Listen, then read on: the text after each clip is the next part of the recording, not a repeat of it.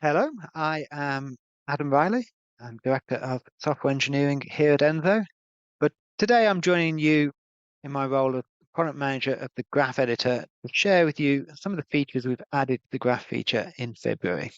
And February has been a big and exciting month for the Graph Editor here at Enso. If I take you back to the build from 1 month ago, just switch across to my other machine.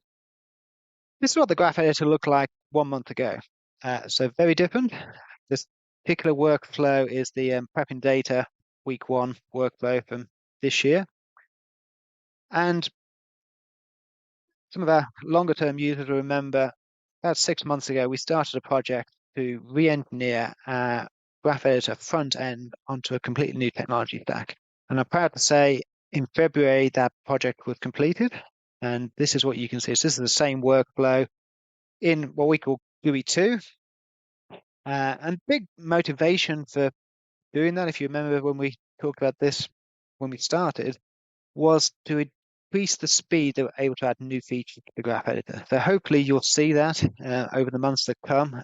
We've got lots of things planned on the roadmap. And we're not completely back to where we wanted to be. We've got some cleanup to do, you'll notice as we're looking at stage, but we feel the Graph Editor now in the state that GUI 2 is our main front end going forwards.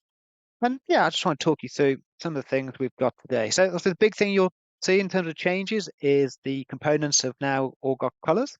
They're colored by default to the group that they belong in. So if they're in the same group, they get the same color.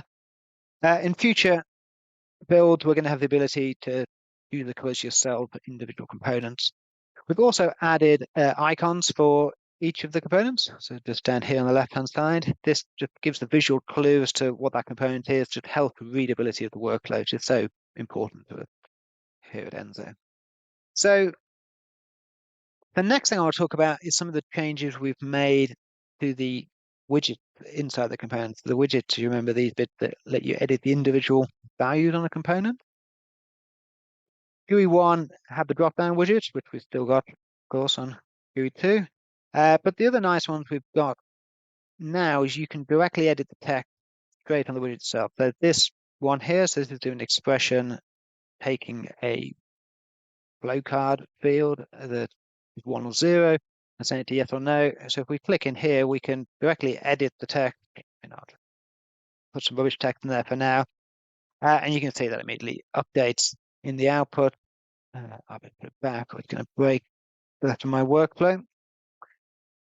So that's nice. We've got two false widgets that we didn't have before. So here you can just toggle them on and off from the top level. Makes it much quicker to set up components with any Boolean values. The vector widget seen some improvements. You can now reorder things by dragging them around. Again, that back, otherwise I'm going to break my workflow. And again, you can type in these are text widgets. You can type in those. Next thing to notice is we've added a code edit button. So this is what you used to be able to get into with the control click on components. There's now a button on the menu here. So if I press that, we can get in and edit the code directly behind the component if we want to get that advanced mode. Other changes to note is the top bar. So working from left to right. So these two buttons are the same as they were before.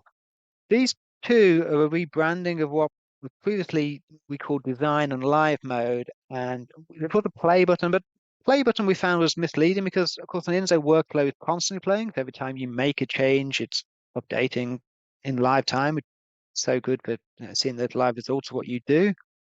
But really what these modes are is about recording. So you recall that for output, you don't want to be constantly writing output, either to files or to databases. So you'll be familiar with the warning of and your dry run has occurred. So now if you want to actually write the output, you can press the record once button, which will run the entire workflow end to end, write those outputs out once. Alternatively, you can toggle the code on, and now every time you make a change, it's updating those outputs as you go. I'll toggle it back off for now. Slight change here, we've moved the name of the workflow across, and then just on the far right, we've added this new dot dot dot menu. Only one entry in there for now, which is a zoom control, so you can zoom in and out, not too excited. But the one that's really useful is this zoom to extend. So once you've got a larger workflow and you want to get sort of the view of the whole thing, you just press that and it zooms to the entire extent of the workflow, which is a useful feature. Back to normal. So yeah, that's a sample of some of the new things we've added across February. Um, as always, if you go to GitHub, you can see the full list of features that we've added and look at our future roadmap. I'll put links to both of those in the comments. And the other thing to announce this month is we've now set up a weekly Getting Started webinar. Again, I'll put a link to that in the comments. So if you're interested in learning more about how to get started with webinars, it's an hour session. We run it once a week. You can sign up, get your friends to sign up. And we'll just run you through, the basics of how to build an Enso workflow and getting started with the graph editor. Thank you for your time, and see you next month for the next set of updates. Thank you.